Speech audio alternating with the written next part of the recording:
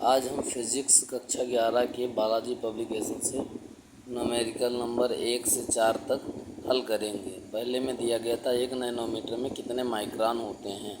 तो हम जानते हैं कि 1 नैनोमीटर बराबर होता है 10⁻⁻9 मीटर।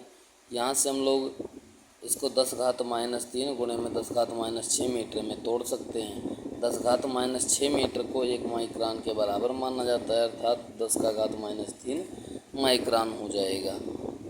दूसरा प्रश्न था 1 मिलीग्राम को किलोग्राम में व्यक्त कीजिए। हम जानते हैं कि 1 किलोग्राम बराबर होता है 10⁻6 मिलीग्राम, या लिख सकते हैं 1/10⁻6 किलोग्राम बराबर 1 मिलीग्राम। यहाँ से 10 का घात ऊपर जाएगा तो माइनस में हो जाएगा, 10⁻6 किलोग्राम बराबर 1 मिलीग्राम।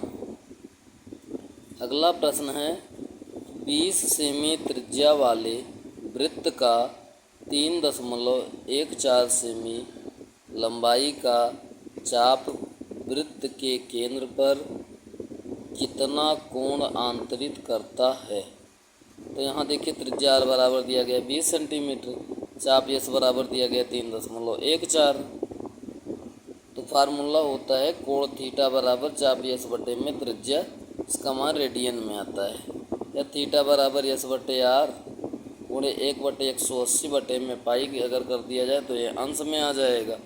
यहाँ से देखिए थीटा बराबर 3.14 बटे में 20 गुणे 180 बटे में 3.14, ये पाई का मान होता ही है।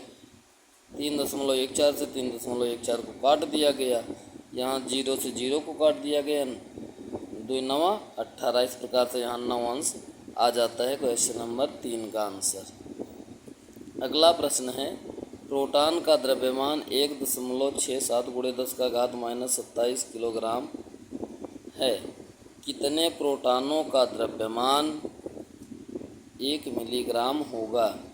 तो इसको हल करने के लिए देखिए द्रव्यमान, प्रोटॉन का द्रव्यमान mp बराबर 1.67 गुणे 10⁻−27 किलोग्राम, मिलीग्राम में लाना है, हमको बदलना है। तो 1.67 गुणे में 10⁻−27 गुणे में 10�6 से गुणा कर दीजिए तो ये मिलीग्राम में बदल जाएगा। इस प्रकार से 1.67 गुणे 10⁻−27 1.67 गुणे 10⁻21 मिलीग्राम हो जाएगा। अब यहाँ से अगर हम 1 मिलीग्राम में प्रोटॉनों की संख्या निकालें तो 1 मिलीग्राम बराबर हो जाएगा 1 बटे में 1.67 गुणे 10⁻21 प्रोटॉन। यहाँ भाग किया जाएगा तो आएगा 0.5988 इंटू 10⁻21। यहाँ से देखिए अगर हम यहाँ 10 से गुणा कर देते हैं तो 10 से भाग करना पड़ेगा, अर्थात यहाँ लिख सकते हैं 5.99 गुणे 10⁻20। इतने प्रोटॉनों का मास 1 मिलीग्राम के बराबर होता है। धन्यवाद। इसी प्रकार से वीडियो के लिए चैनल को सब्सक्राइब करें।